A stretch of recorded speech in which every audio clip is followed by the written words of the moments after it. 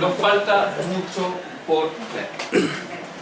Entonces, habíamos visto, ¿cierto?, que los artrópodos, una de sus características más importantes es que tenían metamerizaciones heterónomas, donde el cuerpo embrionariamente se dividía en segmentos y cada uno de esos segmentos era distinto.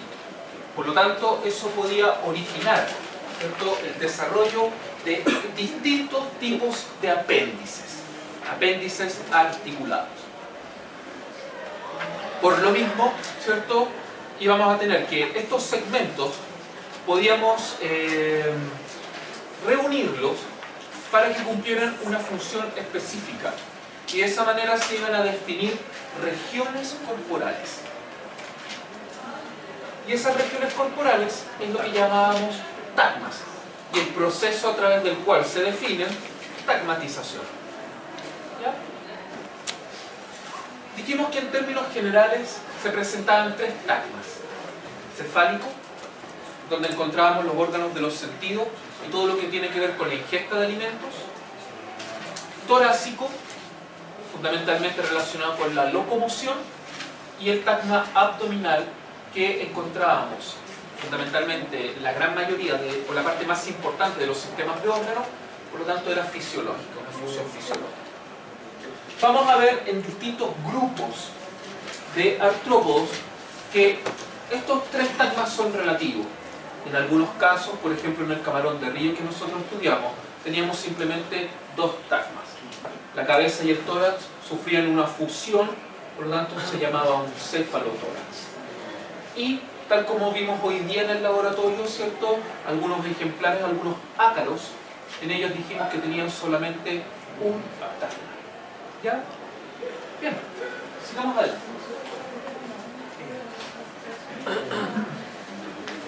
Tenemos ahí, la verdad es que de todo esto lo que más me interesa tiene que ver con que los artrópodos tenían un exoesqueleto, el cual estaba hecho de quitina, ¿cierto? Dijimos también que el tener un exoesqueleto, por una parte, ofrece muchas ventajas, pero por otra parte, ¿cierto?, también representa un factor limitante para el crecimiento. Dijimos que el peso, ¿cierto?, iba a ser significativo y por lo mismo todos los artrópodos terrestres estaban, digamos, limitados a un cierto tamaño. ¿Ya? En el agua la cosa cambiaba un poquito y podíamos tener artrópodos un poco más grandes. ¿Ya?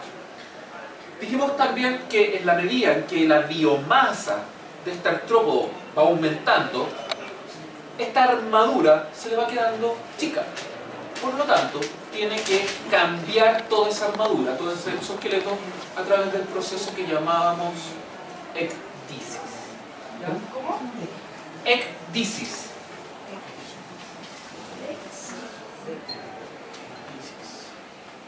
Muda también es correcto, pero obviamente nos gustan los nombres más complejos, así que le ponemos ecdisis. Que el exoesqueleto está constituido por placas. Cada una de ellas recibe un nombre particular. En el caso de la placa dorsal, es lo que llamamos el terno. Las placas laterales son las que denominamos pléulas. Y la placa ventral es lo que vamos a llamar el esterno. Entre estas placas hay zonas que también son de exoesqueleto. En las zonas como de articulación también hay exoesqueleto. También hay quitina, pero es mucho más delgada y flexible. Que del mismo exoesqueleto van a haber unas invaginaciones internas que se denominan apodemas. ¿Invaginaciones internas? Sí. Apodemas.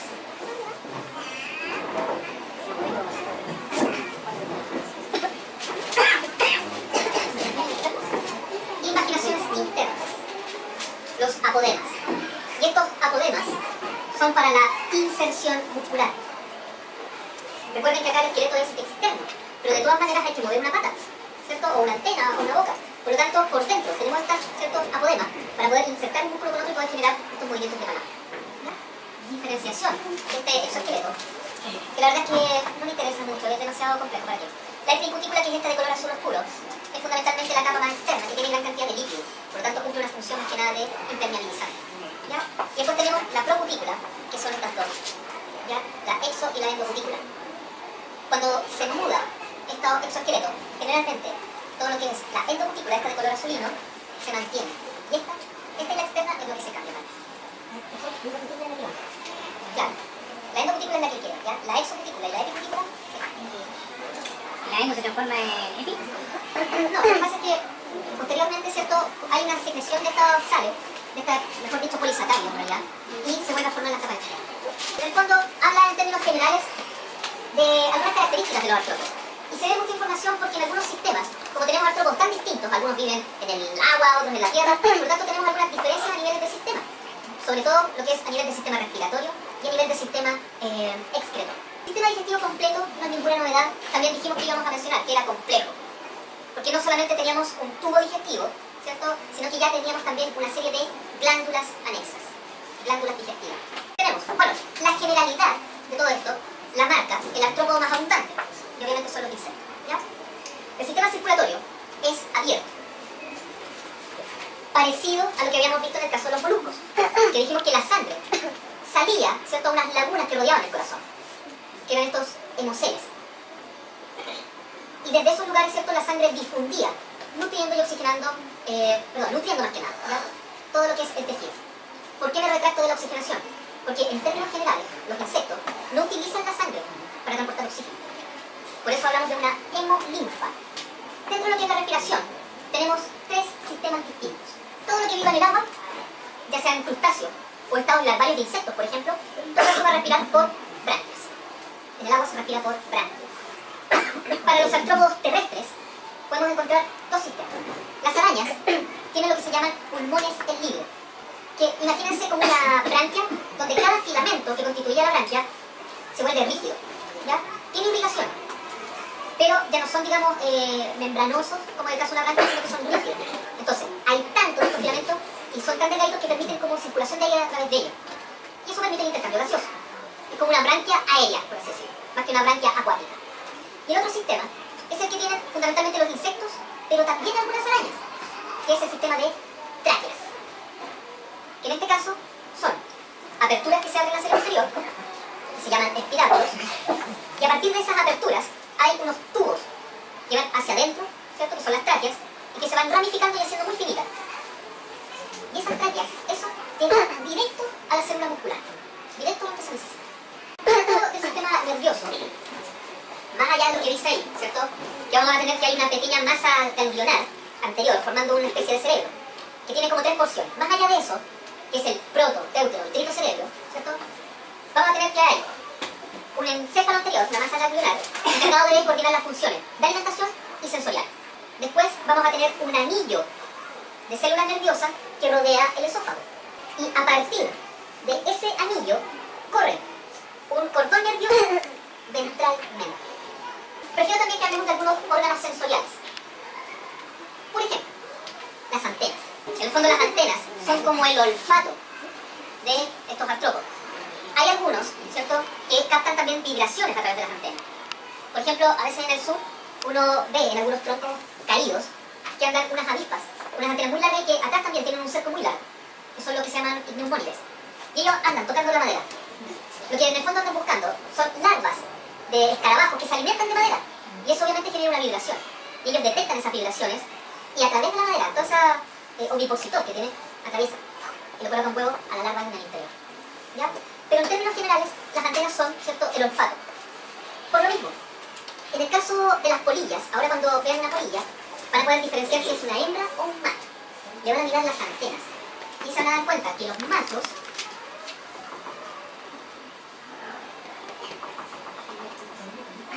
tienen antenas de ese tipo, como antenas plumosas, para detectar, ¿cierto?, las feromonas de las hembras. Las polillas, dentro de estos como datos rosa, ¿cierto?, pueden detectar el aroma de una hembra prácticamente a un par de kilómetros de distancia, que si lo consideramos en tamaño proporcional a la polilla, es una distancia enorme.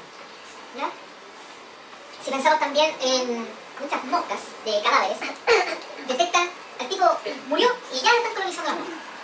Inmediatamente ya detectan, ¿cierto?, un cambio, digamos, en el aroma producto de un cambio en el pH, ¿cierto?, y son inmediatamente colonizados. Otros órganos de los sentidos. Vamos a tener ojos compuestos. La mayoría de ellos tienen ojos compuestos. Hay algunos que pueden tener ojos simples, pero los insectos son los que marcan en este caso la generalidad. Creo que esto viene después más adelante del insecto. Si lo mencionamos ahora, no lo mencionamos después. Cada faceta de este ojo se denomina omatidio. Antiguamente se pensaba que cada omatidio formaba una imagen independiente. Por ejemplo, si está mirando una persona, cada omatidio veía a la misma persona, en chiquitito, ¿ya? Como una visión así de mosaico, ¿ya? Y por eso se hablaba que en el fondo la mosca tenía, no sé, 2552 ojos, ¿ya? Pero en el fondo lo que realmente se ha determinado es que cada omatidio actúa como un lente que ayudan a formar una única gran imagen. O sea, sería uno. Es un ojo facetado. Dos ojos, claro, facetados. Entonces, por ejemplo, en el caso, nuevamente, de una mosca, de un macho sobre todo. Los machos en las moscas tienen ojos prácticamente en toda la cabeza. ¿Ya? Por lo tanto, forman una imagen. Imagínense lo que es ver cómo ve una mosca, que son ángulos de visión es prácticamente de 360 grados. ¿Ya? De todo. ¿Por qué? Porque el macho, la hembra también tiene, ¿cierto?, una gran cantidad de facetas y un ojo muy grande, pero no tanto como el macho. Nuevamente, encontrar a la hembra. Porque en el fondo una mosca tiene que encontrar a su pareja en un espacio tridimensional de 360 grados. Puede estar arriba, abajo, a los lados, más allá, ¿cierto? Por eso tiene tanto ojo. ¿Ya? Podemos encontrar también ocelos. Los ocelos son típicos de los insectos voladores y sirven para determinar intensidad de luz, no imagen. Vamos a tener también que en las piezas bucales también hay como unos pequeños palpos, como unas patitas, que tienen unos pelitos. Y esos pelitos también son quimioreceptores, pero son como el gusto. ¿Ya? Tocan estas patitas las cositas, ¿cierto? Y saben, digamos, la naturaleza química de ese alimento. Y lo otro que también nos llama siempre la atención es que el cuerpo, sobre todo de los insectos, tiene como pelos, ¿cierto? Una mosca, una abeja, una avispa. La verdad es que no son pelos, sino que son cerdas. Y esas cerdas son estactos, son mecanorreceptores. Pero que los palpos, que son unas patitas que están en la boca, pero no es una pata. ¿Se acuerdan del tercer maxilípedo? Ah, perdón, tenoví. Pero de. Ahora, con el trabajo que vamos a hacer, hay una ¿ya? Son unas estructuras como unas patitas para poder manipular el alimento. Palpos o maxilípedos. Pasemos al sistema excretor. Nuevamente nos encontramos con varias condiciones. En el caso de los crustáceos, vamos a tener que el sistema excretor, ¿cierto? Ya sabemos de qué se encargan los sistemas excretores, de eliminar desechos metabólicos, no fegas, ¿ya? En este caso, ¿cierto? Estos desechos metabólicos, las glándulas, para poder eliminarlos, es en las antenas. Son glándulas antenales, o también llamadas glándulas verdes. ¿Por toda la antena o No, está por el interior, ya es una pequeña glandulita que desemboca en la base de la antena, ¿ya?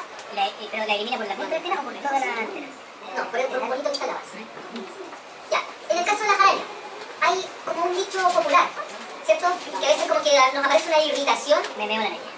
¿cierto? Que tiene más o menos algo de cierto. Porque en el caso de las arañas, las glándulas que eliminan estos desechos, que es fundamentalmente ácido úrico, y el ácido úrico es bastante corrosivo, por así decirlo. No es como la urea que eliminamos nosotros, que es más inocua. El ácido úrico, ¿cierto? La verdad es que es bastante corrosivo. Es lo mismo que eliminan las aves. Y ustedes saben que las fecas de ave, por ejemplo, si no le tiran nunca el auto, ¿cierto? O incluso se carcome el cemento en algunas cornisas y todo eso, ¿ya? Por lo tanto, en el caso de las arañas, la glándula que elimina ese ácido úrico está en la base de la pata, en lo que se llama la coxa. La coxa, cuando ustedes ahora vean un artrópodo y vean, ¿cierto? La primera articulación con el cuerpo es como redonda. Esa es la coxa, ¿ya? Y en la base de ella está el poro que elimina el ácido úrico. Por lo tanto, puede ser que una araña, ¿cierto?, justamente se pose, elimine este ácido úrico que vendría a ser como el equivalente a su orina, ¿cierto?, aunque es seca, y ese ácido úrico me irrita. ¿Ya? Por lo tanto, puede ser. En la base de la pata. Ahí en el tiempo. Acá. Esta es la coxa. ¿Ya? Esa redonda. Y finalmente tenemos los túbulos de Malpighi. Y estos túbulos de Malpighi filtran estos desechos y los van a eliminar en la zona rectal. ¿Ya? En el fondo, la característica de los túbulos de Malpighi es que están conectados con el sistema digestivo. Bien, llegamos a la parte favorita de algunos, ¿cierto? Sistema reproductor. La generalidad es tanto son dioicos, ¿cierto? Y con dimorfismo sexual. Hay diferencias que permiten, ¿cierto?, separar a machos de hembras. Puede ser, por ejemplo, tamaño. Generalmente las hembras, ¿cierto?, prácticamente en toda la naturaleza, las hembras son más grandes, son más robustas. Eso cambia un poquito cuando ya tenemos que los machos tienen que luchar, ¿cierto?, por el apareamiento. Y ahí los machos empiezan como a crecer bastante.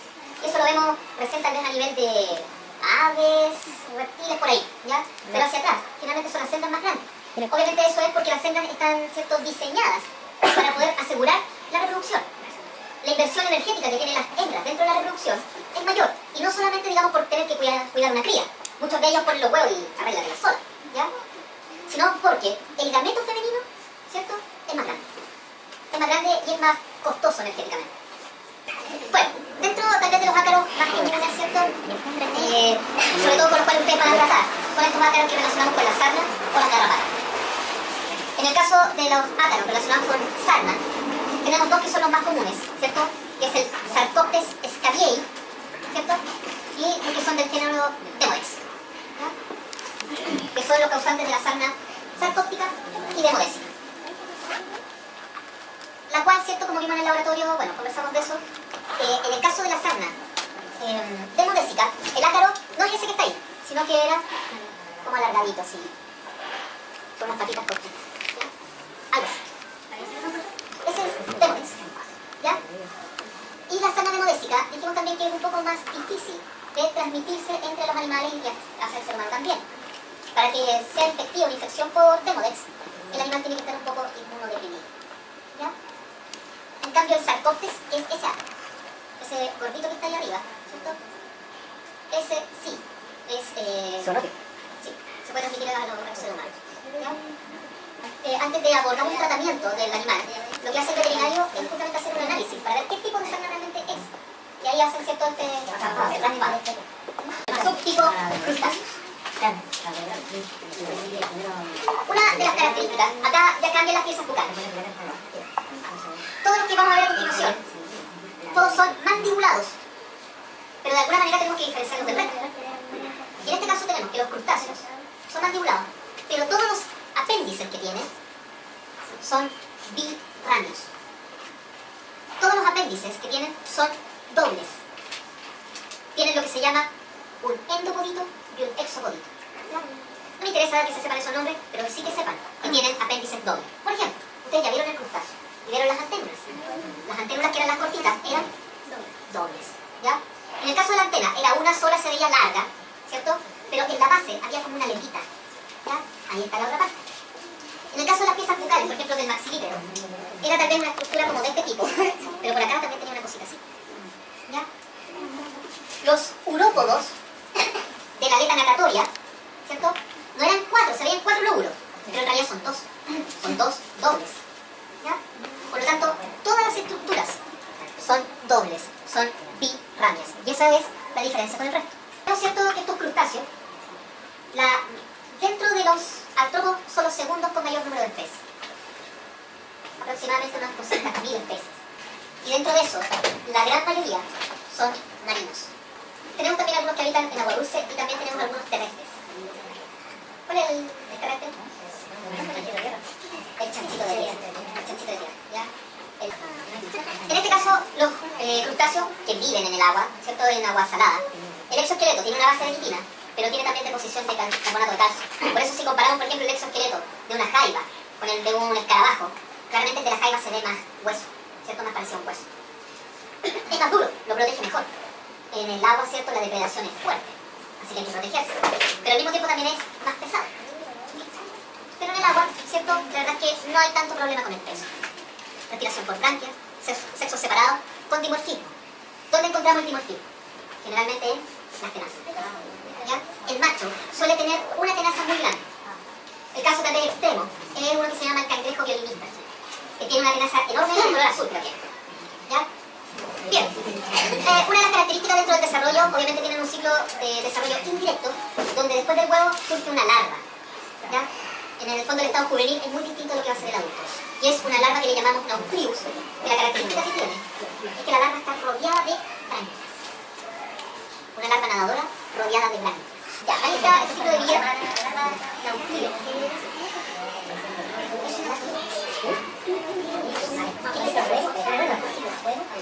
vamos a ver, ¿cierto? Algunos tipos de crustáceos, porque obviamente merecen la pena porque son el segundo grupo con mayor éxito. Así que vamos a ver algunos crustáceos. Por ejemplo, branquiópodos. La verdad es que simplemente quiero que los conozcan, ¿ya? Tal vez una de cada grupo me interesa que lo sepan, pero los branquiópodos, si ustedes se fijan, también una de las características es que pudiera pasar de repente por molusco, porque acá vamos a tener que hay como una concha protectora, ¿ya? Pero realmente es un crustáceo. Ostrápoda. Es la presencia de una estructura protectora. Estos ostrápodas son muy chiquititos y ustedes los pueden encontrar en charcos de agua estancada. Otro, copépodos. Son bastante chiquititos, ¿cierto? Son los que habíamos visto relacionados con algunos ciclos de parásitos, fundamentalmente con este gusano de Guinea, que era ese gusano que después salía por el viento, el gusano de fuera. ¿Ya? Estas plumas que están acá alrededor, ¿qué son? Branquias. Que también nos parece a veces más tipo molusco, los cirrípedos, los pigoromos. Son un crustáceo. Pero ¿qué es lo que lo hace ser un crustáceo que tiene estructura típica? ¿Lo define como tanto? Los apéndices radicular. Sí. Si tienen unas piezas bucales parecidas, digamos, a los de un cangrejo, ¿verdad? Tienen antenas. Sí, tienen antenas. Se las sacan. Cuando en el fondo están tranquilos, ¿cierto? Sacan estas antenas y sacan estas piezas bucales. Y tal vez el más conocido para nosotros, Malacostraces. Dentro de los crustáceos, los más exitosos son los Malacostraces. Cangrejos, jaivas, langostas, todo eso. ¿Ya? Pulguitas de mar, pulgotas de mar. ¿Ya? Está también uno de los como más lindos y tiernos que uno menciona siempre, el cangrejo ermitaño. El pavuro. ¿Ah? ¿Dónde se puede encontrar esa granota? No, yo creo que esto ya es más de sectores más tropicales. ¿Ya? Bueno, el cangrejo ermitaño, ¿cierto? El cual, en la medida en que va creciendo, va buscando alguna concha que le sirva de protección cada vez más grande. Y hoy en día, ¿cierto? Con toda la contaminación que hay, es muy común verlos con una lata de Coca-Cola disparando. Bien. Ahí tenemos parte de lo que es la morfología. Esto ustedes ya lo vieron en el laboratorio, ¿cierto? Claramente, dos tagmas, la cabeza con el tórax están absolutamente fusionados. En una jaiba también. Seguramente ven como la jaiba, como ovalada, ¿cierto? Pero, si se han dado cuenta, aquí, en el abdomen, lleva pegado todo el abdomen, digamos, la parte ventral del caparazón, ahí lleva el abdomen, pegado, retraído, ¿ya? Ahí está el otro tagma. Antenas, anténulas dobles, ¿cierto? Ojos, rostro, quelas, perillópodos, abdomen, aleta natatoria, etc. Los apéndices que también habíamos mencionado, apéndices dobles. Todos tienen doble estructura, ¿ya? A eso se refiere con que sean bivalves. Los pleópodos, que eran los que estaban en el abdomen, también todos eran dobles. Bueno, nosotros lo vimos. Vimos las piezas bucales en el laboratorio, ¿se acuerdan? Que la profesora pasó con la plaquita, mostrándose. Bueno, ahí tenemos parte, ¿cierto?, lo que es la morfología interna. Acá vemos lo que es la glándula antenal o glándula verde. El cerebro anterior, ¿cierto?, triganglionar. El anillo periesofágico y el cordón ventral. Corazón, espacio pericárdico, y este es el espacio donde sale la sangre, ¿cierto?, y de acá difunde hacia lo que van a ser unos tubos colectores que están relacionados con las branquias. ¿Ya? El estómago, con glándulas anexas acá hay una glándula, tipo... Bueno, y acá tenemos lo que son las gónadas. El poro genital del macho está en la base de la quinta pata y las hembras en la base de la tercera pata. El poro genital desemboca en la base de la quinta pata. Y otra diferencia, así como para ya sumar detalle, es que el primer par de pleópodos, las hembras no lo tienen. Y a los machos les ayuda a traspasar los espermatozoides. Las hembras no lo tienen.